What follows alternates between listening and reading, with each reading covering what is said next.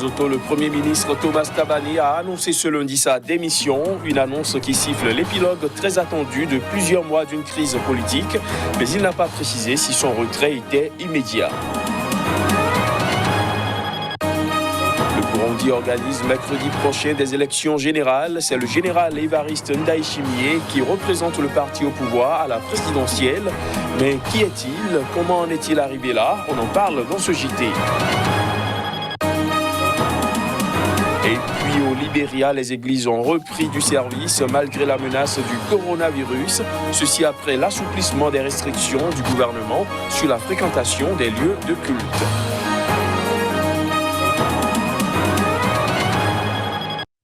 Voilà pour les titres. Bonsoir à tous. Au Lesotho, le Premier ministre Thomas Thabane a annoncé ce lundi sa démission, une annonce qui siffle l'épilogue très attendu de plusieurs mois d'une crise politique provoquée par sa mise en cause dans l'assassinat de son ancienne épouse en 2017. Mais le chef du gouvernement n'a toutefois pas précisé si son retrait était immédiat. Les détails. C'est depuis sa résidence devant la presse que le Premier ministre du Lesotho, Thomas Thabane, a annoncé ce lundi sa démission. Une annonce très attendue depuis quelques jours et censée mettre fin à plusieurs mois d'une crise politique que traverse le royaume. Le chef du gouvernement n'a toutefois pas précisé si son retrait était immédiat. Au pouvoir depuis près de 3 ans, Thomas Thabane est contesté depuis que la justice le soupçonne d'être lié à l'assassinat de son ex-femme en 2017, quelques jours avant de prendre ses fonctions. Pressé par son propre parti, la Convention de tous les Basotho et sa coalition gouvernementale, le Premier ministre a longtemps résisté et ne s'était jusque-là engagé à quitter ses fonctions que d'ici à la fin juillet. Mais ses soutiens lui ont officiellement retiré leur confiance la semaine dernière à l'Assemblée nationale et proposé la nomination d'un nouveau chef du gouvernement, l'actuel ministre des Finances, Mweketsi Majoro. La nomination du nouveau chef du gouvernement a été officiellement approuvée ce lundi par le Conseil d'État et devrait être validée par le Parlement à la reprise de ses travaux le 22 mai prochain. Le Burundi organise mercredi prochain des élections générales en dépit de l'épidémie de Covid-19. Le sortant Pierre Nkurunziza au pouvoir depuis 2005 ayant décidé de passer la main. C'est le général Évariste Ndayishimiye qui a été désigné candidat du parti au pouvoir à l'élection présidentielle. Mais qui est-il? Comment en est-il arrivé à la position de dauphin de Pierre Nkurunziza? Élément de réponse à travers ces images. Cacique du parti au pouvoir qu'il a choisi pour le représenter à la présidentielle de mercredi, le général Évariste Ndayishimiye est présenté par le CNDD-FDD comme l'héritier du président Pierre Nkurunziza à la tête du pays depuis 2005. L'un et l'autre sont issus des rangs de la rébellion Hutu qui accéda au pouvoir à l'issue de la guerre civile qui a déchiré le pays en 1993 et 2006. Désigné candidat en janvier, Évariste Ndayishimiye est l'un des hommes clés du système qui a verrouillé le pays depuis la crise de 2015. Sa désignation est le résultat d'un compromis entre le président Nkurunziza et le petit groupe de généraux issus de l'ancienne rébellion Hutu qui contrôle avec lui tous les leviers du pouvoir, selon une étude publiée récemment par l'Initiative pour les droits humains au Burundi. Le chef de l'État, qui aurait préféré un civil, Pascal Nyambenda, le président de l'Assemblée nationale, a finalement cédé face à ses généraux déterminés à ce qu'un militaire reste au sommet du pouvoir. Évariste Ndayishimiye, qui ne fait pas partie de ce groupe de généraux, leur est donc redevable et pourrait avoir du mal à s'affranchir de ceux qui l'ont positionné s'il est élu. En tant que secrétaire général du parti au pouvoir depuis 2016, le général, qui paraît plus conciliant que son mentor, le président Pierre Nkurunziza, et les autres durs du régime, prône plutôt la tolérance politique. Au Malawi, le vice-président Saulos Chilima a appelé les électeurs à voter pour Lazarus Chakwera, candidat des 9 partis d'opposition à l'élection présidentielle du 2 juillet prochain.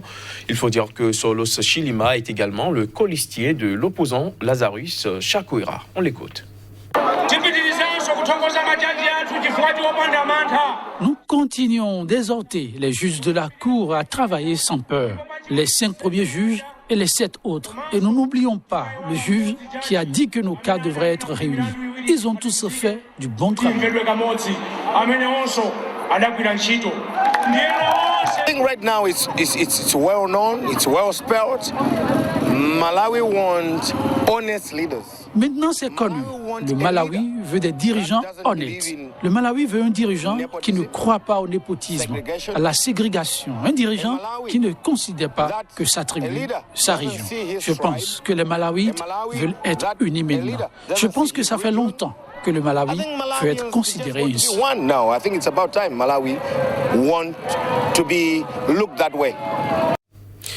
En bref, en Libye, le gouvernement d'Union nationale a annoncé ce lundi que ses forces avaient repris à leur rival loyal au maréchal Khalifa Haftar la base aérienne stratégique d'Al-Watiya, située à 140 km au sud-ouest de la capitale Tripoli. L'annonce a été faite à travers un communiqué signé par Fayez Al-Sarraj, le chef du gouvernement d'Union nationale. Cette nouvelle victoire intervient après plusieurs semaines de siège et de tentatives infructueuses par les forces pro-JNA de prendre cette base qui était utilisée par leur rival pour faire décoller leurs avions. Les troupes du maréchal Khalifa Haftar, l'homme fort de l'Est libyen, n'ont pas encore réagi à cette annonce. En Somalie, un gouverneur et 3 gardes du corps ont été tués dans un attentat suicide revendiqué par le groupe djihadiste Al-Shabaab dans la capitale régionale de Galkayo. Il s'agit là d'un bilan confirmé par des sources sécuritaires. Des précisions à travers cet élément. Le gouverneur de la région somalienne de Mudug et 3 de ses gardes de sécurité ont été tués dimanche dans la capitale régionale, Galkayo, au centre-ouest du pays, dans un attentat suicide revendiqué par les insurgés islamistes radicaux Shebab, a-t-on appris auprès de la police et de témoins.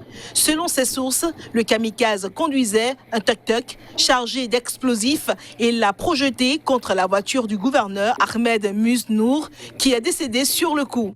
En tant qu'administration du Puntland, nous sommes tellement déterminés à lutter contre les groupes terroristes d'Al-Shabaab et de Daesh qui se cachent à l'intérieur du Puntland, qu'ils ont l'habitude de commettre des actes terroristes, de tuer les innocents et d'assassiner d'autres fonctionnaires. Bill Mohamed, un témoin, a confirmé par téléphone à l'AFP avoir vu le tuk-tuk percuter la voiture du gouverneur et exploser. Tous ceux qui étaient dans le véhicule, y compris le gouverneur, sont morts. Il y avait de la fumée et des flammes partout. Les insurgés somaliens Shebab ont revendiqué l'attaque dans un court communiqué publié sur un site internet acquis à la cause. Le gouverneur de l'administration des apostats dans la région de Mudug a été tué dans une opération martyre à Galkayo aujourd'hui, indique le communiqué. Galkayo, situé à quelques 600 km au nord de la capitale Mogadiscio, est à cheval sur la frontière entre les États autoproclamés semi-autonomes de Puntland et de Galmudug. La ville a été le théâtre ces dernières années de violences meurtrières entre les troupes des 2 régions et également entre les clans rivaux occupant le nord et le sud de la cité. Fin mars, le gouverneur de la région de Nungal, faisant partie du Puntland, avait péri dans des circonstances similaires. Au Libéria, les églises ont repris du service après l'assouplissement des restrictions du gouvernement sur la fréquentation des lieux de culte.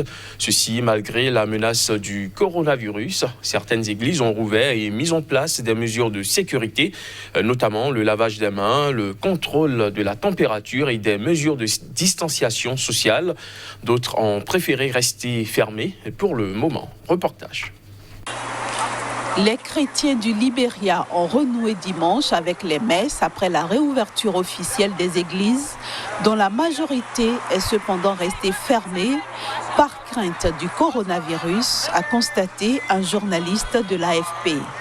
Un prêtre d'une église dans la banlieue de Monrovia, masque sur le visage, montre aux fidèles 2 seaux pour se désinfecter les mains et leur demande de se protéger la figure avant d'entrer dans le lieu de culte après 5 semaines de fermeture. Le Conseil des églises du Libéria, une instance des évêques du pays, a ensuite laissé à ses membres la décision de rouvrir ou pas, mais a fait remarquer dans un communiqué que ces enquêtes révèlent que le nombre de nouveaux cas de coronavirus continue de grimper dans le pays.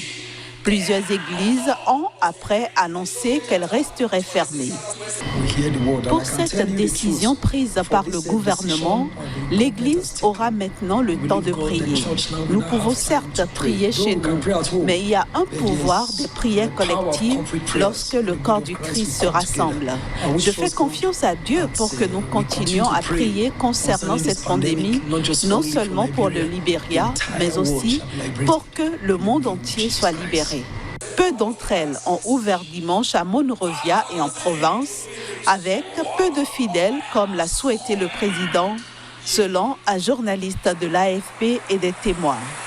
Déjà traumatisés par la meurtrière épidémie d'Ebola et plusieurs guerres civiles entre 1989 et 2003, qui ont fait 250 000 morts, le Libéria, pays de quelques 5 millions d'habitants, est en proie à d'importantes difficultés économiques, dont une inflation galopante et des pénuries de carburant.